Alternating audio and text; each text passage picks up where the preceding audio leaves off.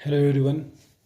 आज आपण 12th सायन्समध्ये जो आपला इलेक्ट्रॉनिक्स हा जो एक सब्जेक्ट आहे त्याच्यामधला आपण आज फर्स्ट पेपर स्टार्ट करणार आहोत.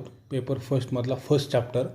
तुम्हाला माहीत असलं पाहिजे की इलेक्ट्रॉनिक्स हा जो सब्जेक्ट आहे 200 मार्क्ससाठी आहे, ज्याच्यामध्ये तुम्हाला 50 मार्क्स पेपर फर्स्टसाठी प्रॅक्टिकलसाठी आहेत आणि 50 मार्क्स थिअरीसाठी आहेत. बरोबर आहे. 50 मार्क आहे त्याच्यामध्ये तुम्हाला थिअरी आहे, 50 मार्काचं प्रॅक्टिकल आहे. त्याच्यानंतर सेकंड पेपरला सेम 50 मार्काची थिअरी आणि 50 मार्काचं प्रॅक्टिकल आहे. तर 100 मार्क्सचं प्रॅक्टिकल हे कॉलेजकडे आहे आणि 50-50 असे 2 थिअरी पेपर जे आहेत ते तुमच्या हातामध्ये आहेत. त्यामुळे त्याचा अभ्यास हा तुम्ही चांगल्या पद्धतीने करणं गरजेचं आहे. तर अगोदर आपण पेपर फर्स्ट जो आहे त्याच्यामध्ये कुठले कुठले टॉपिक आहेत. एकूण 6 टॉपिक तुम्हाला पेपर फर्स्टला आहेत आणि 7 टॉपिक तुम्हाला पेपर सेकंडला आहेत. बरोबर आहे. तर पहिल्या पेपरमध्ये आपला पहिला चॅप्टर जो आहे तो आहे इलेक्ट्रॉनिक इन्स्ट्रुमेंट्स, जो आज आपण स्टार्ट करणार आहोत. दुसरा DC पॉवर सप्लाय, तिसरा आहे ट्रान्सड्यूसर्स, चौथा आहे ऑपरेशनल ॲम्प्लिफायर्स ज्याला ऑपॅम्प देखील म्हणतात.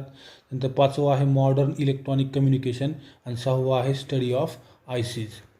ठीक आहे.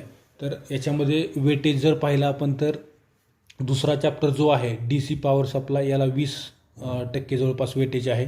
त्याच्यानंतर तुमचा ऑपरेशनल ॲम्प्लिफायर याला 25% वेटेज आहे आणि मॉडर्न इलेक्ट्रॉनिक कम्युनिकेशन याला 20% वेटेज आहे. पहिला चॅप्टर जो आज आपण घेत आहोत त्याचं वेटेज 15% आहे. बरोबर, 15% आहे.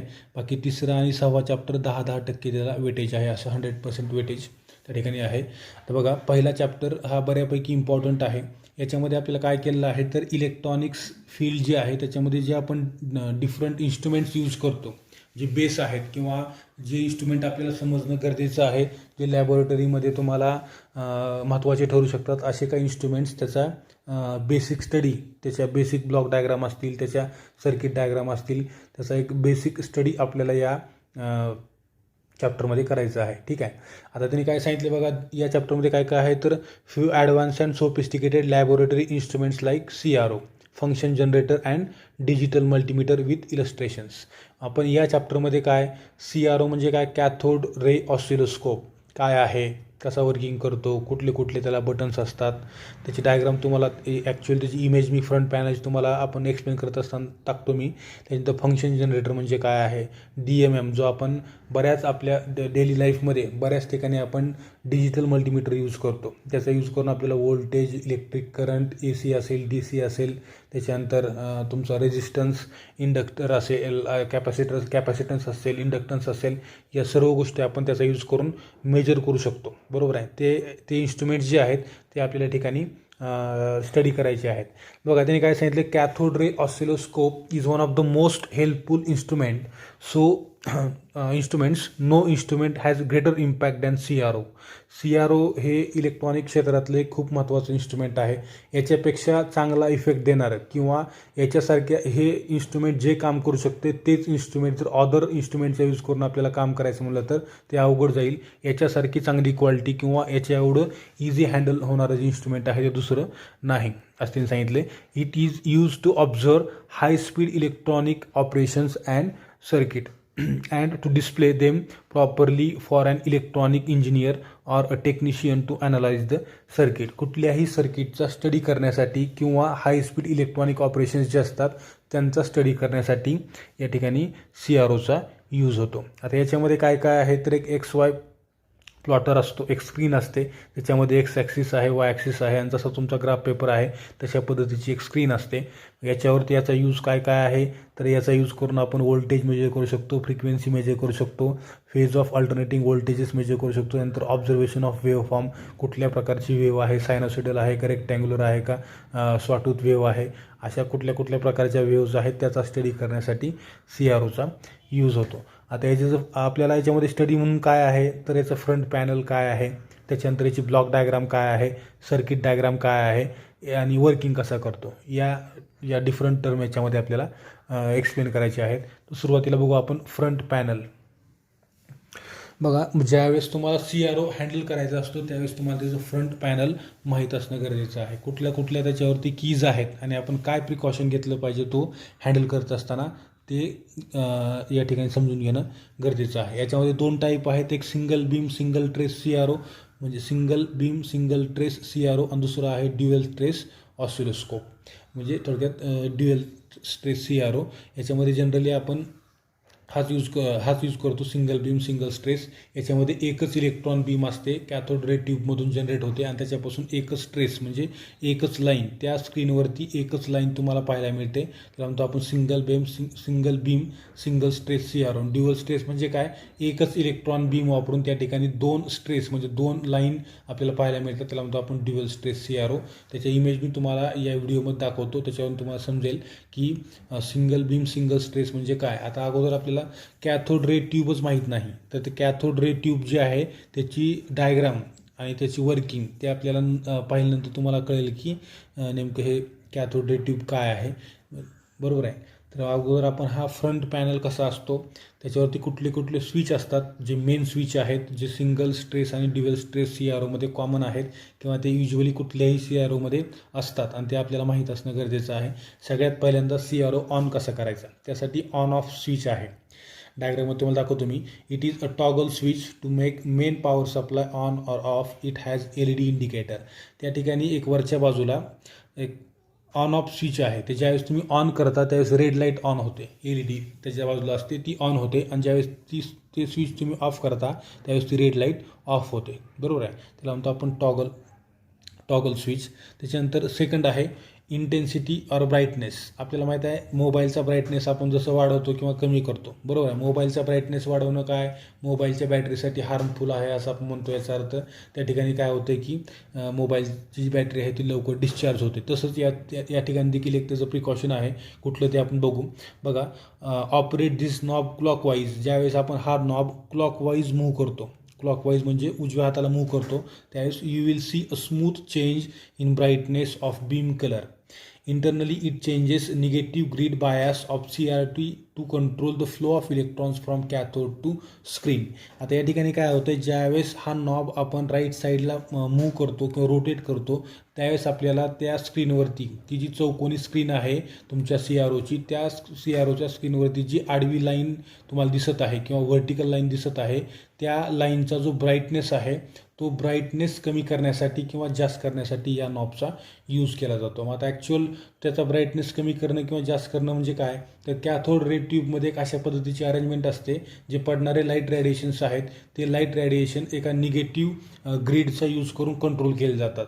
जर समजा त्या निगेटिव्ह ग्रीडवरती निगेटिव्ह चार्ज जर वाढवला तर काय होईल, लाईट रेडिएशन्स काय होतील, थोडक्यात रिपेल होतील किंवा पुढे जाणार नाहीत. त्याच्यामुळे स्क्रीनवरती ब्राईटनेस कमी पाहायला मिळेल. आणि त्या निगेटिव्ह ग्रीडवरचा निगेटिव्ह चार्ज जर कमी केला तर जास्तीत जास्त लाईट रेडिएशन किंवा त्या निगेटिव्ह चार्ज म्हणजे इलेक्ट्रॉन बीम असेल त्या ठिकाणी, इलेक्ट्रॉन बीम त्या स्क्रीनवरती जाईल, ते सोडियम स्क्रीनवरती, आणि त्या ठिकाणी तुम्हाला ब्राईटनेस जास्त मिळेल. जेवढे जास्त इलेक्ट्रॉन त्या ठिकाणी मूव्ह झाले तेवढी तुम्हाला ती डार्क किंवा जास्त ब्राईट तुम्हाला ती बीम मिळेल किंवा ती जी लाईन दिसते तुम्हाला त्या लाईनची ब्राईटनेस काय होईल, इन्क्रीज होईल, जर निगेटिव्ह ग्रीडवरचं निगेटिव्ह पोटेन्शियल तुम्ही कमी केलात तर.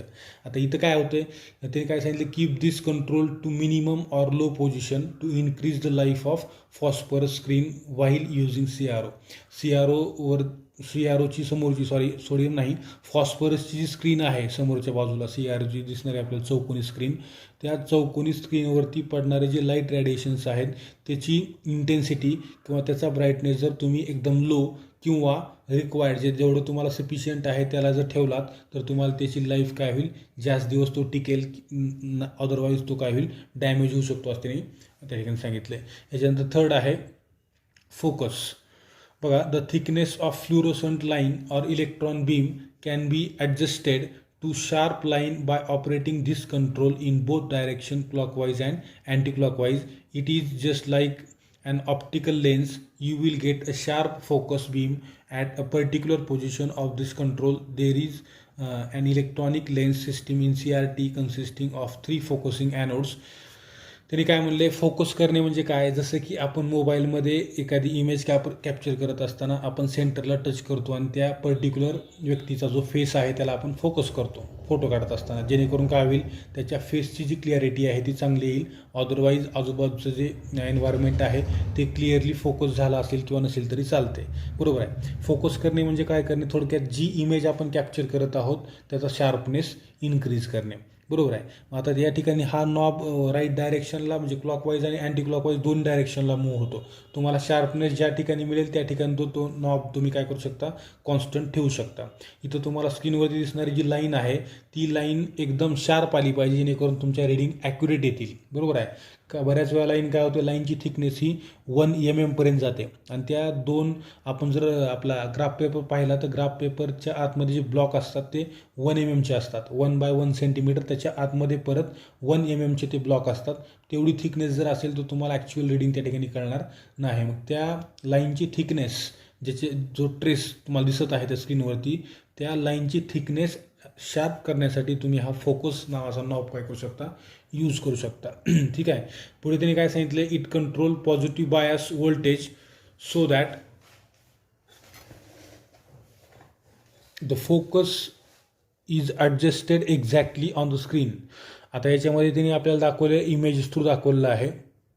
इथं जे इमेजेस आहेत त्या इमेजमध्ये हा वरचा इंटेन्सिटीचा नॉब दाखवला आहे, खालचा फोकसचा नॉब दाखवला आहे. आता इथं इंटेन्सिटी कमी किंवा जास्त केला तर काय होईल, इथं बघा इथं फेंट दिसत आहे तुम्हाला लाईन एकदम अशा पद्धतीची स्क्रीन असते. याच्यावरती हॉरिझॉन्टल लाईन आहे, हॉरिझॉन्टल करू शकतो किंवा तुम्ही व्हर्टिकल पण याला करू शकता. बघा इथं ही एक लाईन, याची थिकनेस कशी आहे, खूप कमी आहे. परत काय केलं, इंटेन्सिटी वाढवली, थिकनेस वाढली. आणखीन परत मी इंटेन्सिटी वाढवली, आणखीन त्याची थिकनेस म्हणजे काय, थोडक्यात या ठिकाणी ब्राईटनेस वाढत गेला. बरोबर आहे. तसंच हा इंटेन्सिटी नॉब वापरून आपण अशा पद्धतीनं करू शकतो. याच्यानंतर फोकसमध्ये काय होते, ज्यावेळेस तुम्ही ती लाईन फोकस केली नसेल त्यावेळेस तुम्हाला तिथं ती लाईन ब्लर पाहायला मिळेल, म्हणजे तुम्हाला त्याचं शार्पनेस पाहायला मिळणार नाही. नंतर काय केलं आपण, समजा आणखीन समजा सेटिंग जी आहे फोकस नॉबची ती आपण मूव्ह केलं क्लॉकवाईज किंवा अँटी क्लॉकवाईज, तर तुम्हाला तिथं एकदम शार्प अशा पद्धतीची लाईन पाहायला मिळेल, थिन अँड शार्प. इथं थिक अँड ब्लर्ड आहे. परत आणखीन तुम्ही सेटिंग निगेटिव्हला करा किंवा इथं समजा पॉझिटिव्ह केली असेल तर तुम्ही इथे निगेटिव्हला करा, तुम्हाला आणखीन तिथं तुम्हाला काय होईल, ती जी लाईन आहे ती थिक आणि कशी ब्लर्ड पाहायला मिळेल. अशा पद्धतीनं आपण त्या फोकस नॉबचा यूज करून काय करू शकतो, त्याची थिकनेस चेंज करू शकतो. असे जवळपास आपल्याला एक 7 ते 8 त्या ठिकाणी कंट्रोल आहेत. ते कुठले कुठले कंट्रोल आहेत 1 by 1 आपण याच्यामध्ये स्टडी करणार आहोत. त्याच्यानंतर मग तुम्हाला ब्लॉक डायग्राम ऑफ CRO त्या ठिकाणी पाहायला मिळेल. तोपर्यंत या ठिकाणी थांबू आपण. याच्यानंतरचा जो नेक्स्ट पार्ट आहे तो आपण नेक्स्ट व्हिडिओमध्ये घेऊ. ठीक आहे. थँक्यू.